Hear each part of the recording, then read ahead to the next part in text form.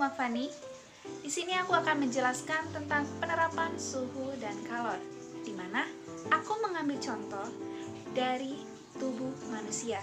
Sebelum kita mengetahui tentang penerapan suhu dan kalor pada manusia, kita harus mengetahui terlebih dahulu apa sih itu suhu dan kalor. Suhu itu sendiri adalah ukuran derajat atau tingkat yang menunjukkan panas atau dinginnya suatu benda. Dan kalor adalah energi yang berpindah, di mana mengubah suhu itu sendiri dari tinggi ke rendah atau rendah ke tinggi. Nah, untuk perpindahan kalor pada manusia itu sendiri juga terbagi atas 3. Ada yang konveksi, ada yang konduksi, ada juga yang radiasi. Jadi jangan berpikir bahwa perpindahan kalor itu hanya pada benda-benda mati, tetapi makhluk hidup seperti kita manusia juga memiliki perpindahan kalor. Oke, untuk membuktikannya aku kasih contoh. Misalkan, kalian pergi ke puncak. Kalian tahu kan kalau puncak itu memiliki suhu lingkungan yang rendah ataupun suhu yang dingin. Kalian memiliki suhu normal. Jadi, kalau kalian berpergian ke puncak, pasti kalian merasa kedinginan dong. Jadi kalian mengeluarkan reaksi menggigil kedinginan. Begitu juga sebaliknya. Kalau kalian pergi ke gurun atau kalian pergi ke pantai dengan cuaca yang panas atau suhu yang tinggi, maka tubuh kalian pun akan bereaksi dengan mengeluarkan keringat ataupun kalian merasa kehausan. Nah, itu termasuk perpindahan kalor konveksi. Selanjutnya, aku akan menjelaskan contoh dari perpindahan kalor konduksi pada manusia.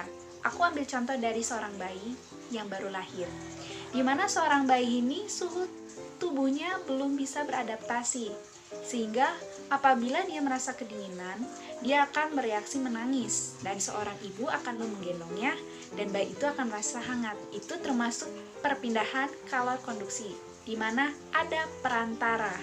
Dan contoh perpindahan kalor radiasi. Di sini aku ambil contoh. Jika kalian terpapar sinar matahari, itu termasuk perpindahan kalor radiasi, karena tidak perlu ada perantara. Aku akan mengambil contoh kasus terkait suhu dan kalor pada manusia. Kalian tahu dong apa itu demam? Dimana demam itu adalah peningkatan suhu tubuh manusia yang normal menjadi tinggi.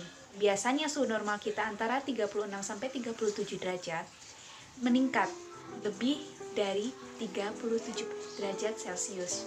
Di mana demam itu disebabkan oleh antibodi yang kita miliki itu menyerang atau menjaga tubuh kita dari benda asing seperti virus, bakteri, kuman, parasit, ataupun benda asing yang membawa penyakit bagi tubuh kita.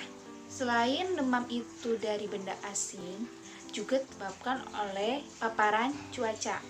Kalau kalian merasa demam, kalian akan merasa tubuh itu panas. Di situ karena antibodi kita sedang melawan dari benda asing dan untuk menyeimbangkan kembali suhu tubuh kita, sehingga tubuh kita merasa panas. Jadi, kalau misalnya kalian demam, disarankan untuk memakai baju yang tipis karena tubuh itu sedang menetralkan suhu tubuh kita menjadi normal kembali. Tapi, kalau misalnya demam kalian lebih dari 39 derajat Celcius, disarankan kalian pergi ke dokter ya, karena kemungkinan ada gejala-gejala lain selain demam.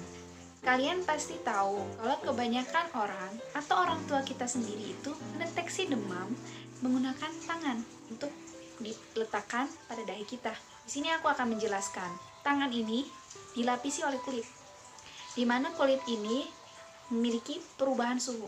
Jadi, kalau misalnya telapak tangan ini berada di suhu dingin, dia pun akan mengikuti dingin. Jadi kalau misalnya ada anak yang sedang sakit ataupun menggigil, terus kalian tampilkan di dahi, tubuhnya panas, itu belum tentu dia demam, karena kulit ini atau telapak tangan akan menyelesaikan suhu yang dia dapatkan. Jadi kalau misalnya telapak tangannya panas, dia menyentuh dingin, maka dia akan dingin. Apabila dia menyentuh yang dari dingin, terus dia menyentuh yang panas, maka dia juga akan panas. Untuk mendeteksi orang demam atau tidak, disarankan menggunakan termometer, karena termometer ini sudah jelas dapat mengukur suhu tubuh manusia. Sekian penjelasan dari aku terkait tentang penerapan suhu dan kalor pada manusia. Kurang lebihnya mohon maaf karena aku masih belajar. Terima kasih banyak. Sampai jumpa.